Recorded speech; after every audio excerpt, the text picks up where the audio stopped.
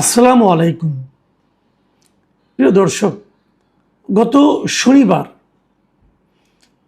কুমিল্লাতে একটা অনুষ্ঠানে শহীদ প্রেসিডেন্ট জিয়াউর রহমানের মৃত্যুবার্ষিকী উপলক্ষে একটা অনুষ্ঠানে বিএনপি নেতা এবং কুমিল্লা জেলা পরিষদের প্রশাসক মোহাম্মদ মুস্তাক মিয়া একটা বড় অভিযোগ করেছেন।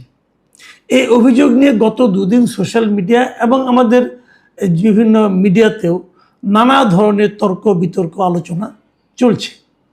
মুস্তাক মিয়ার অভিযোগটা ছিল যে অন্তর্বর্তীকালীন সরকারের আমলে কুমিল্লা জেলা পরিষদ যেটা আছে সেখান থেকে আসিফ মাহমুদ 15 কোটি টাকা নিয়ে গেছেন তাদের নিজস্ব রাজস্বের টাকা, আর হাসনাত আবদুল্লাহ 10 কোটি টাকা নিয়ে গেছেন তার যার যার উপজেলার জন্য।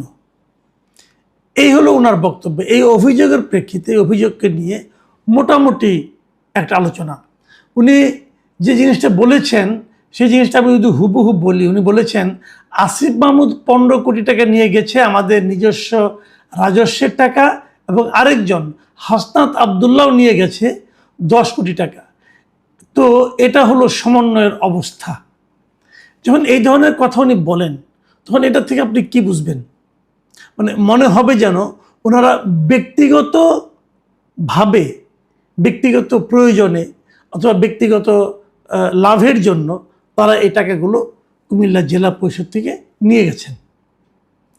মোটামুটি থেকে কিন্তু এ ধরনের একটা অভিযোগটা কিন্তু আসে। কিন্তু পরবর্তী সময় আমরা দেখলাম যে এই দুইজন নেতা, এনসিপির দুইজন নেতা, এনসিপির একজন দক্ষিণাঞ্চলের সমন্বয়ক এবং উনি বর্তমানে এমপি মিস্টার হাসনাত আবদুল্লাহ, উনি দেবিদ্বারের এমপি, উনি ওনার ব্যাখ্যা দিয়েছেন।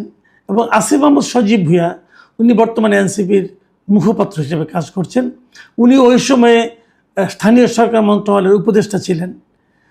উনি ওনাদের মতো করে একটা ব্যাখ্যা দিয়েছেন, এবং সেই ব্যাখ্যার পরে দেখলাম যে বিবিসিকে আবার মুস্তাক মিয়া, বর্তমানে যিনি জেলা পরিষদের প্রশাসক আছেন, তিনিও নিজের মতো করে কিছু একটা বলেছেন। এবং সেখানে তিনি কি বলেছেন আমি দেখলাম, বিবিসিকে উনি যেটা বলেছেন সেটা আরেকটু যেন অন্যরকম হলো। যেমন উনি যে কথাটা বলেছেন যে প্রকল্পের মাধ্যমে স্পেশাল বরাদ্দ নিয়ে ওর এলাকায় বরাদ্দ দিয়েছে, এটা তো এভাবে দিতে পারে না। একটা উপজেলায় এত বরাদ্দ, আরেক উপজেলায় 5 লাখ 10 লাখ। বিষয়টা আমি এই কথাটাই বুঝাইতে চাইছি। এই ধরনের বৈষম্য তো হতে পারে না, এরকম অস্বাভাবিক বরাদ্দ আর কোথাও হয় নাই। উনি বলতে চেয়েছেন যে অন্যান্য উপজেলায় 5 লাখ 10 লাখ বা 20 লাখ টাকা বরাদ্দ দেওয়া হয়েছে, এবং এই দুটো উপজেলায় বরাদ্দের পরিমাণ ছিল এরকম বেশি। এবং সেই সংখ্যাটা অঙ্কটা উনি প্রথমে বলেছেন একজনের 15 কোটি আর একজনের 10 কোটি। বাস্তবে কি আসলে? ফেসবুকে একটা পোস্টে হাসনাত আবদুল্লাহ বলছেন যে এই বরাদ্দ জেলা পরিষদের রাজস্ব খাত থেকে দেওয়া হয়নি, স্পষ্ট কথা। এবং হাসনাত আবদুল্লাহ যে কথাটা বলেছেন আমি আপনাদেরকে দেখলাম যে সমকাল পত্রিকাকে উনি বলেছেন যে এই বরাদ্দ স্থানীয় সরকার বিভাগ থেকে বিশেষ বরাদ্দ, যেটা জেলা পরিষদের মাধ্যমে ব্যয় হয়েছে। দেবিদ্বারকে 10 কোটি নয় 5 কোটি টাকা দেওয়া হয়েছে, যেটা এডিবি প্রকল্পের মাধ্যমে দেওয়া হয়েছে। জেলা পরিষদের রাজস্বের সঙ্গে এর কোনো সম্পৃক্ততা নেই। এবং তিনি আরও বলেছেন রাজস্ব খাত আর বিশেষ বরাদ্দ সম্পর্কে জ্ঞান থাকলে প্রশাসক এই কথা বলতেন না।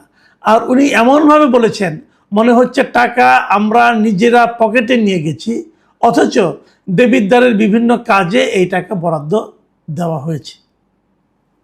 তাহলে বোঝা যাচ্ছে দেবিদ্বারের ব্যাপারটা। আর আসিফ মাহমুদ সজীব ভুঁইয়া কি বলেছেন, উনিও এই যিনি আছেন মুস্তাক মিয়া তার বক্তব্যকে অভিযোগকে নাকচ করে দিয়েছেন।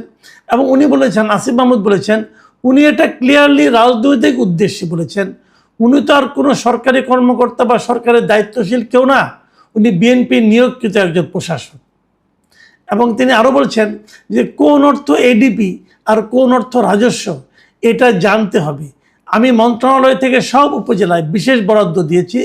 কুমিল্লা জেলা পরিষদের মাধ্যমে মুরাদনগর ও দেবিদ্বারেও বরাদ্দ দেওয়া হয়েছে। এসব টাকা বিভিন্ন উন্নয়ন প্রকল্পে বিধি মোতাবেক ব্যয় করা হয়েছে, যার নথি জেলা পরিষদে আছে। দেখুন, এখন মানে আপনার বিরোধটা কোথায়? এক নম্বর হলো মোস্তাক মিয়া সাহেব যে কথা বলেছেন সে কথা উনি নিজে আবার একটু নড়চড় করছেন। উনি বলছেন যে এই দুটো উপজেলায় বেশি বেশি বরাদ্দ দেওয়া হয়েছে, এটা ঠিক হয়নি। আর অর্থের পরিমাণ নিয়েও প্রশ্ন আছে। মোস্তাক মিয়া সাহেব বলেছেন যে আসিফ মাহমুদ সজীব ভূঁইয়া নিয়েছেন 15 কোটি টাকা এবং হাসনাত আবদুল্লাহ নিয়েছেন 10 কোটি টাকা, এবং হাসনাত আবদুল্লাহ এবং আসিফ মাহমুদ দুজনেই বলছেন উভয়ে নিয়েছেন 5 কোটি টাকা করে। দেখুন, এই বিষয়গুলো কিন্তু খুব যে বিশাল কিছু ব্যাপার তা নয়। আমি জাস্ট এখানে যে জিনিসটা দেখতে যাচ্ছি সেটা হলো অ্যাটিচিউডটা, মানসিকতাটা কি, এটা নিয়ে আমরা আলোচনা করব। তার আগে আমি একটা জিনিস একটু আপনাদেরকে মনে করিয়ে দিই, সেটা হলো এই জেলা পরিষদের মাধ্যমে যে প্রকল্পগুলো বাস্তবায়ন করা হয় সাধারণত বিভিন্ন উপজেলায়, তা সাধারণত দুইটা তহবিলের মাধ্যমে করা হয়। একটা হলো রেভিনিউ বাজেট থেকে, মানে জেলা পরিষদের নিজস্ব যে আয় আছে, যে রাজস্ব তহবিল আছে সেখান থেকে। আরেকটা হলো সারা দেশের বিভিন্ন স্থানীয় সরকার মন্ত্রণালয়ের মাধ্যমে বিভিন্ন রকম বরাদ্দ দেওয়া হয়, উন্নয়ন বরাদ্দ, এই রাস্তাঘাট করার জন্য। সেটা হলো এডিপি তহবিল বলে এটাকে। এই দুইটা খাত থেকে কিন্তু এই বরাদ্দগুলি দেওয়া হয়। আসিফ মাহমুদ এবং হাসনাত আবদুল্লাহ কথা অনুযায়ী বোঝা যাচ্ছে তারা যে 5 কোটি টাকা করে পেয়েছিলেন সেটা এডিপি বরাদ্দ ছিল।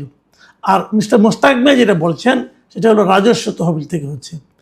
এই দুটো নিয়ে একটা বিরোধ আছে, এটা হয়তো পরবর্তী সময় জানা যাবে। তবে আমার মনে হয় যে আসিফ মাহমুদ এবং হাসনাত আবদুল্লাহ তাদের বক্তব্যটা হয়তো সঠিক হবে।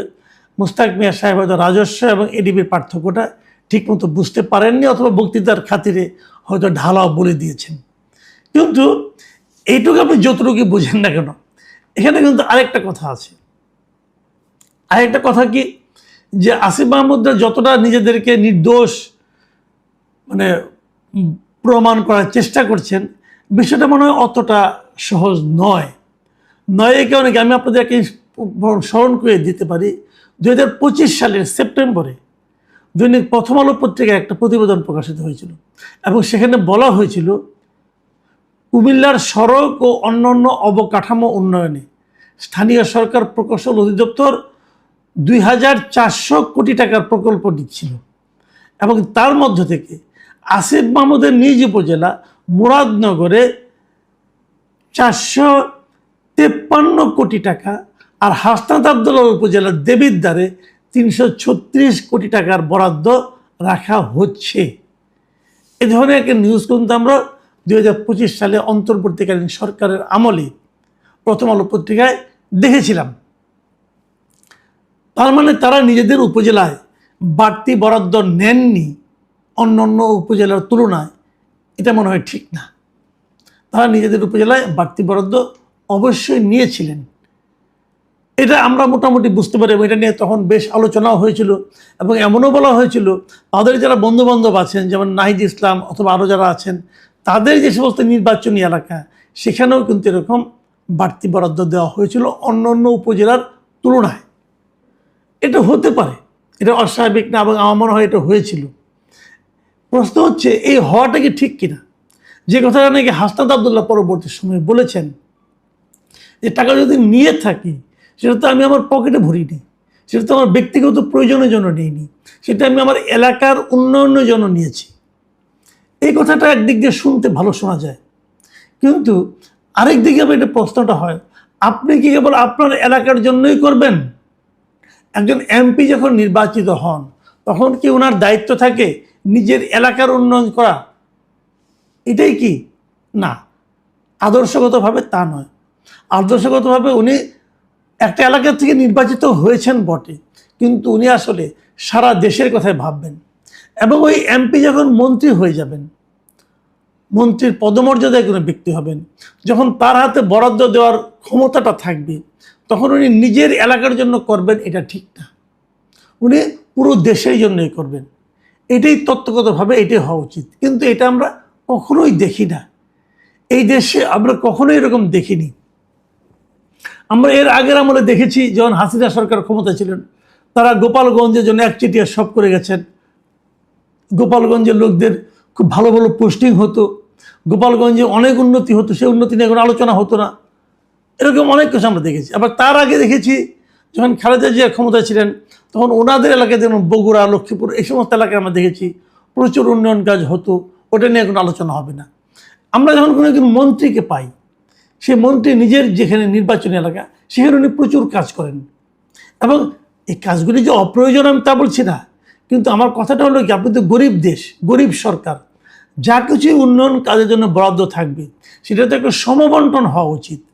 আপনি যদি নিজের এলাকার জন্য বড় অংশটা বরাদ্দ দেন তাহলে কি হয়, তাহলে মনে করা যেতে পারে যে আপনি সরকারি অর্থ ব্যয় করে নিজের নির্বাচনী কাজের জন্য, নির্বাচনী বৈতরণী পার হওয়ার জন্য, আগামীতে নির্বাচিত হওয়ার জন্য ইনভেস্ট করছেন। এটাকে আপনি ঠিক করছেন? এটা আপনি ঠিক করছেন না। এই যে এই সমস্ত প্রশ্নগুলি কিন্তু ওঠে, কিন্তু এগুলি এতটাই বেশি হয় আমাদের দেশে যে এগুলো অনেকটা স্বাভাবিকের পর্যায়ে পৌঁছে গেছে। অনেক এলাকার মানুষকে আমি বলতে শুনেছি, এবার আমাদের এলাকায় একজন মন্ত্রী পেলাম, এবার যদি কিছু উন্নতি হয়, কিছু উন্নয়ন হয়। কারণ তার মানে ভোটারদের মধ্যেও এই ধরনের একটা প্রত্যাশা থাকে যে আমার এলাকায় উন্নয়নটা বেশি হবে। এবং তারপরে কি হয়, তারপর যেটা হয়, যখন নতুন সরকার আসে তখন কিন্তু এই যে স্বাভাবিক ঘটনাগুলো, এগুলোর উল্টোটা আবার ঘটতে থাকে। নতুন সরকার তার এলাকায়, নতুন মন্ত্রীরা তার এলাকায় এই কাজগুলি করতে থাকেন, যার ফলে কোনো কোনো এলাকা সবসময় অনুন্নত থাকে, কোনো কোনো এলাকা মন্ত্রীর চাপে উন্নত হয়ে যায়। এরকম ঘটনা আছে। আসিফ মাহমুদ সজীব ভাইও এই একই কাজ করেছেন উনি যখন দায়িত্বে ছিলেন। এটা নিয়ে বড় বড় কথা বলে লাভ নাই ভাই, এটাই বাস্তবতা। এখন আমি যে প্রশ্নটা করব, অন্য মন্ত্রীরা করেন, কিন্তু আমার প্রশ্ন হলো যে আসিফ মাহমুদ সজীব ভাইয়া, হাসনাত আব্দুল্লাহ, ওনারা কেন করবেন? কারণ ওনাদের ব্যাপারে আমাদের আপত্তির জায়গাটা হলো এই জায়গাটাতে, আপনারা তো বৈষম্য বিরোধী আন্দোলনের মাধ্যমে এসেছেন। আপনারা তো সবসময় বলেছেন যে বৈষম্য চলবে না, সবার জন্য সমানভাবে দেখতে হবে। তো আপনি তো আপনার এলাকার জন্য